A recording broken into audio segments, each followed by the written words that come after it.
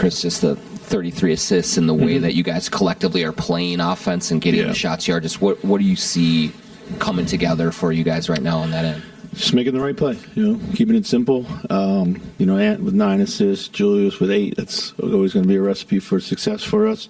But I thought they did a really good job of, kind of drawing a crowd and getting off of it. And guys stepped up and made shots. We turned it over, I thought, a little too much. We haven't been turned over first half. But, in the second half, we only had 7. But for a long time there until the end, we really only had 2 or 3 turnovers in the big run that we had. So that was key. Ant now has 10,000 for his career points and third youngest to ever do it. Just how do you see him kind of coming along and being able to score in different ways, but also open things up for his teammates? Yeah, I think it's the scoring comes natural to him in a lot of ways. I think back to the first 40-point game he had in his rookie year down in Phoenix. At that point in time, you knew there was something inside him where he could get to that. But what I'm most pleased of is he's just playing a great floor game. It really is. Like, he's just driving it when the drive is there, getting off of it in the crowd, trusting his teammates, executing the offense, running plays, making the next pass, and moving well off the ball too. So you kind of won this game in the first 4 minutes of each half. Yeah. What was, coming out like that, you never really know, I guess, but sure. What did you emphasize, and what do you think was the difference? Well, we've been emphasizing better starts. And I thought offensively, Julius really set a tone for us, both halves. Defensively, I thought we were all locked in, pretty active, contesting everything, making everything difficult. Those guards are a handful. Those bigs are super skilled. They got soft hands. They catch everything that's thrown to them. So it really puts a lot of pressure on your pick and roll defense. But I thought our guys were really good at reading each other in there, in the paint. And for the most part, we took away the cheap shit. I thought in the first half there was at least a half a dozen plays where we just kind of got beat at the end of the play. Whether it was a cut or a tip in or a hustle play, even though we were playing hard, we didn't finish that 5%. So came out with the mentality. I think we finished all the plays we needed to. So.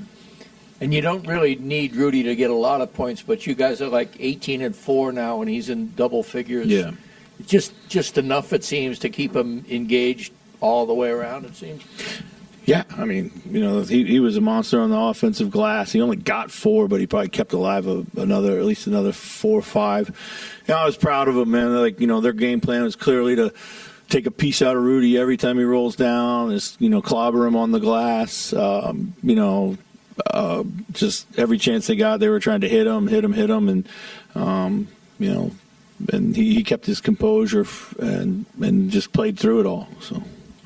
A couple weeks ago, you were talking about kind of the dynamic between Julius and Ant, how that shifted a little bit this year since Ant has had the ball in his hands more so. When you see a night like tonight, what's maybe changed, or what have you gotten to with those two specifically over the last couple of I think they're back to they're back to having a better bit of connection, chemistry. I think it was literally just like the dynamics of Ant being on the ball more, and I think.